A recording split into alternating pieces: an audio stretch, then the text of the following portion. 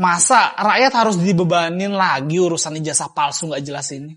Itulah kenapa Ibu Megawati berpendapat, masalah sederhana jangan dibikin ribet lah. Negara kita punya banyak tantangan ke depannya. Tapi nampaknya ada yang ketampar banget nih dengan statement bijak Ibu Megawati ini nih.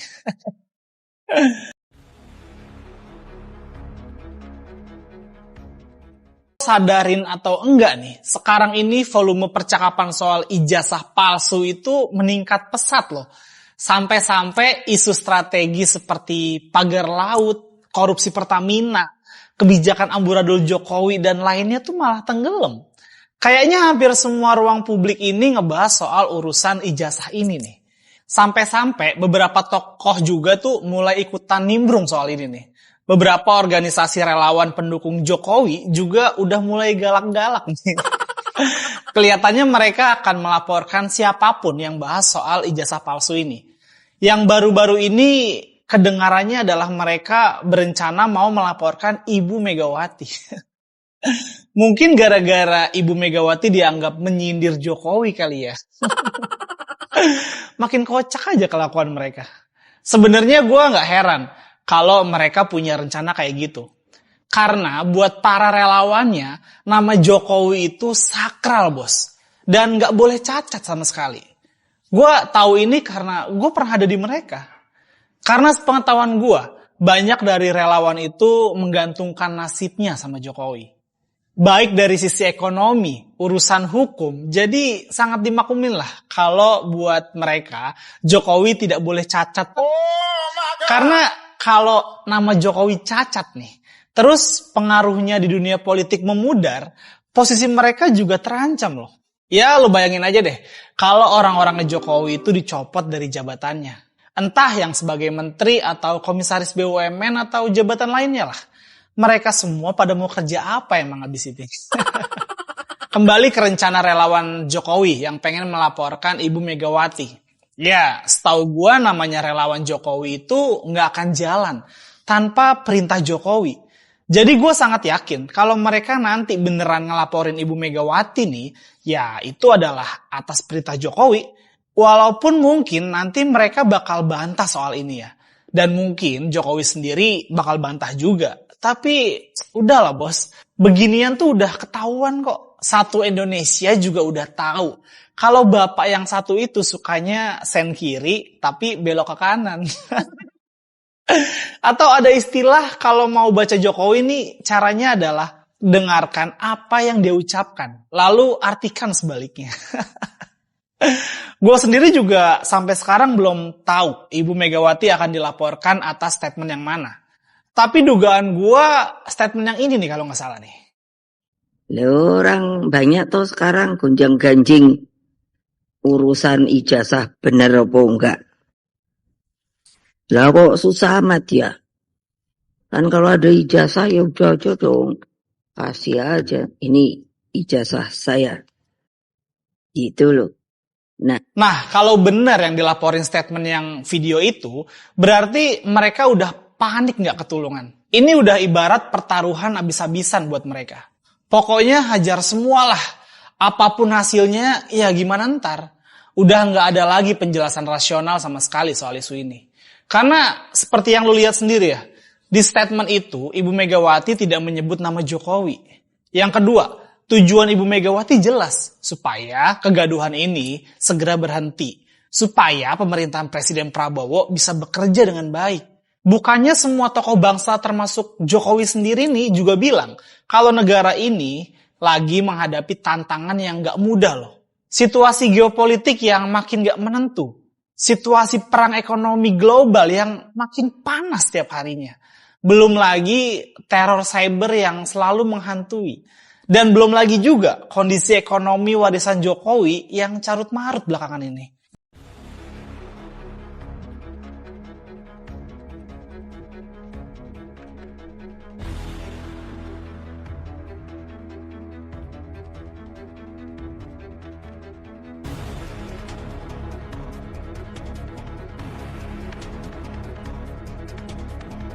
Barisan Lovers Jokowi ya, yang akan melaporkan Pak Majen Samsu Jalal, ya, mantan Kapuspon ABRI, ya, beliau ini juga mantan Jaksa Agung Muda Intelijen, yang dilaporkan oleh Chandra Hendra, koordinator dari BLG, adalah video-video Pak Samsu Jalal, ya. Di situ dianggap bahwa beliau itu melakukan fitnah yang keji terhadap Pak Jokowi, karena Pak Jokowi dalam videonya Pak Samsu Jalal ini, beliau menuduh bahwa Pak Jokowi adalah anggota PKI, seperti itu. Nah, apa komentar Bang Jeblin terkait permasalahan ini? Silakan Bang, disampaikan komentar dan pandangan dari Bang Jeblin. Silakan Bang. Terima kasih Bang Atro. Selamat pagi Udayon, selamat pagi Bang Wawasel, Bang Terbang, Bang Haisem. Semoga pagi hari ini kita dalam keadaan sehat-sehat walafiat, tiada kurang suatu apapun ya. Karena intinya kita harus sehat dulu nih sebelum berdiskusi di roomnya Bang Atro. Amin. Begini, saya sebetulnya tadi lebih tertarik membahas masalah itu ya, ideologi komunis tadi dari awal Bang Atro sampaikan, Bang Wawasel juga. Ya, ketimbang persoalan sekarang ada yang melaporkan ya pendukung atau pencinta Jokowi ya melaporkan Pak Samsul Jalal ya. Pak Samsul Jalal yang mantan Kapuspom, dan saya kenal betul sama beliau waktu beliau masih dia di dan Pusdikpom di Cimahi ya, karena kan saya tinggal di Cimahi itu. Dan kalau nggak salah setelah beliau pensiun digantikan oleh paman saya Jasri Marin. Mayor Jenderal Jasim Marin itu paman saya. Dan saya ingin mengomentari dulu masalah ini dulu. Bukan ngomentari lah ya, saya hanya cuma ingin menyampaikan bahwa sebetulnya topik yang pertama dilontarkan Bang Atro memang kalau menurut saya itu terlalu tinggi ya. Terlalu tinggi menurut saya, dan karena apa? Begini. Karena kalau saya pelajari di dalam literaturnya itu macam-macam dari beberapa sumber ya. Beberapa sumber, jadi saya nggak pengen juga sih mempelajari narasi literatur dari beberapa sumber itu, tapi faktanya pada tahun 65 itu saya masih usia 3 tahun, jadi berubah betul. Tapi perjalanan waktu dengan usia saya, karena saya keluarga besar TNI, akhirnya saya tahu, ditambah dengan pada saat sebelum Pak Jokowi, bahkan waktu zaman Soeharto itu udah jelas ya, ideologi komunis itu sudah dilarang di Indonesia waktu zamannya Pak Harto. Makanya ada film G30 SPKI. Begitu Bang Altro. Jadi saya nggak bisa terlalu banyak komentar ya, karena saya nggak menguasai tentang literatur sejarah ideologi komunis di kita, hanya tahunya dari film. Dan kedua, saya hanya cuman dari orang tua saya sendiri yang notabene juga seorang TNI yang menyatakan bahwa ideologi komunis itu sudah tidak diperbolehkan, bahkan dihapus ya partai komunisnya gitu. Dan masalah itu laporan yang dilaporkan untuk Samsu Jalal, kalau menurut saya ya sah-sah saja untuk pembelaan, silakan aja. Ya, karena kita negara hukum, hanya yang jadi problemnya itu yang di masalah itu sekarang ini. Ya, baik pelaporan yang terbaru yang akan melaporkan Samsu Jalal, termasuk ijazah Jokowi. Kalau menurut saya ini sebetulnya ini produk politik. Produk politik yang sebetulnya mau dibawa ke ranah hukum gitu. Agak susah juga kalau kita lihat juga tentang perjalanan ijazah Jokowi, kan sampai saat ini pun di ranah hukum juga ya, di produk hukum juga kan jadi blunder. Bagaimana hasilnya begitu? Hanya dari awal saya tetap apapun persoalan yang berkaitan Jokowi itu adalah produk politik ya. Jadi penyelesaiannya harus dengan politik juga gitu. Dalam arti politik itu bisa menyasar dalam satu konteks persoalan hukum ya. Contoh mungkin dari yang kita pernah dengar, yang pernah viral, hanya sampai saat ini tidak tahu ujung pangkalnya, kasus masalah Pertamina. Ya, itu kan terjadi pada saat Pak Jokowi berkuasa. Itu bisa saja nanti bisa menyasar kepada beliau. Ya tinggal ya harus ditelusuri. Hanya yang jadi pertanyaan, apakah instrumen hukum kita berani? Tidak. Akan independen tidak. Tinggal itu aja kuncinya Bang Adra. Mungkin dari saya cukup sampai situ dulu Bang Aldro. Silahkan dilanjut untuk yang lainnya.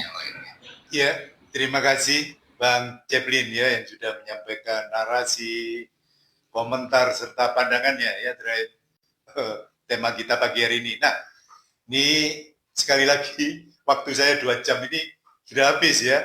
Ini saya sampaikan terima kasih Bang Udayon, Bang Bawasel, Bang Terbang Tinggi, Bang Azim Gurki juga, Bang Caplin. Nah, sebelum kita tutup acara ini seperti biasa, saya memberikan kesempatan 1 menit untuk closing statement ya. Kita awali dari Bang Udayon dulu. Ya, silakan Bang Udayon. 1 menit closing statementnya. Monggo Bang. Oke, terima kasih Ki Altro ya. Jadi mungkin berdasarkan trauma ya kan, saya menyatakan tetap ya anti dengan komunis, ya, ideologi komunis anti gitu. Karena apa? Ya karena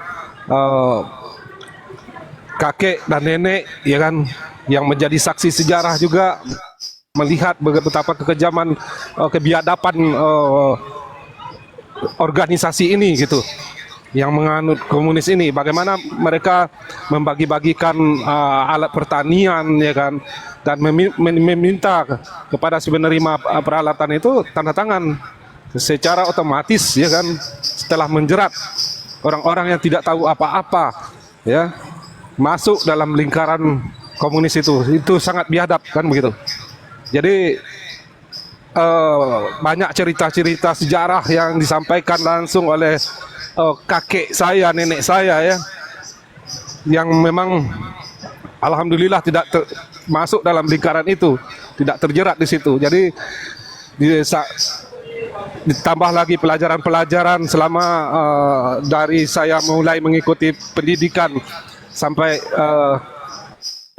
pendidikan akhir saya di zaman Pak Harto ya. Saya mendapat pelajaran-pelajaran penting di sana ya kan, terkait komunis ini. Memang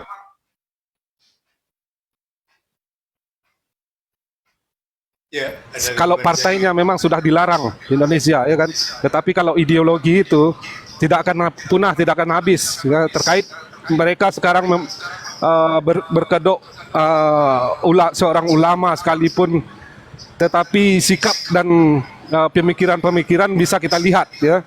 Dan itu ada ideologi komunis memang ya. Yang terjadi 10 tahun terakhir ini memang ada adu domba ya kan terhadap masyarakat ya. Ya itulah pemutarbalikan fakta ya, fitnah adu domba ya.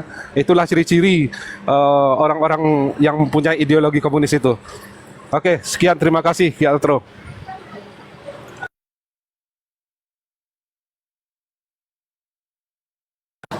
Gak ada suara Ki Altro, di mute. Ya, giliran ke Bang Bawasel ya, closing statement 1 menit Bang. Monggo, silakan Bang Bawasel.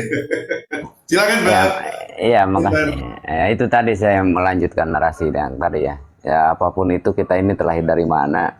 Yang tadi Abang berbicara masalah kedaulatan di tangan rakyat, ekonomi, teritorial, itu makanya saya bilang kemandirian bangsa untuk menjaga bangsanya sebagai negara kesatuan itu memang harus mandiri.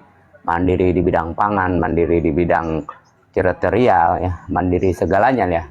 Yang artinya yang 10 tahun ini kita bisa nggak mandiri, yang sudah merusak, mengobok-obok secara sistem hukum, tidak bisa mandiri, dikuasai oleh kungkungan. Secara teritorial juga kita udah diserahkan kepada yang lain, batas-batas wilayah negara ini. Ya secara ekonomi bebas diterima sama kita.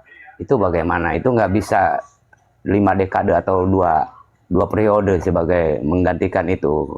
Membiasakan lagi kita dengan sebagai tujuan utama bernegara ini ya, membela rakyatnya, terus mandiri di segala bidang gitu. Itu susah itu Bang, nggak bisa 10 tahun digantikan. Yang merusak 10 tahun tapi bisa aja 50 tahun itu menggantikan hal itu. Apa tujuan kita nanti 100 tahun itu ya, Indonesia emas 2040 itu, apa kita akan, apa yang dimaksud emas menurut mereka? Sedangkan saat-saat ini pertengahan 15 tahun lagi ke 2040 itu Dengan gejala-gejala seperti ini, artinya begitu. Di mana kemandirian kita sebagai bangsa, sebagai negara gitu. Itu susah lah. Begitu aja Pak, mungkin dari saya ya. Ya. 1 terima menit kasih, kan, Bang. nggak panjang. Bang, Oke, makasih banyak Bang semua. Basel, ya. Ya. Terima kasih Bang. Ini ada yang tapping ya, Bang Ari ya. Sila kelima itu ideologi apa? Ini yang ditanyakan kan Pancasila. Sila kelima itu ideologi apa? Berarti Bang Ari ini seorang ideolog ya. Wong pinter bacanya orang Jawa. Ini bukan orang bodoh.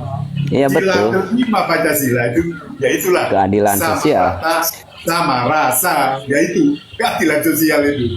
Ini orang pinter. Terima kasih, Bang Louis. Silakan Bang. Closing. Oh, kalau keadilan itu sama rata sama rasa itu enggak tepat itu Ki Altro. Iya, sosial itu menempatkan sesuatu pada tempatnya lah. Perlu penelitian sosial itu bagaimana. Ada kebidangan atau ada orang itu sebagai sosial itu. Itu multi tafsir Bang. Gimana kebutuhannya itu. Nggak mungkin orang nggak butuh motor dikasih motor itu aja. Itu sosial di situ perlu dikaji ulang.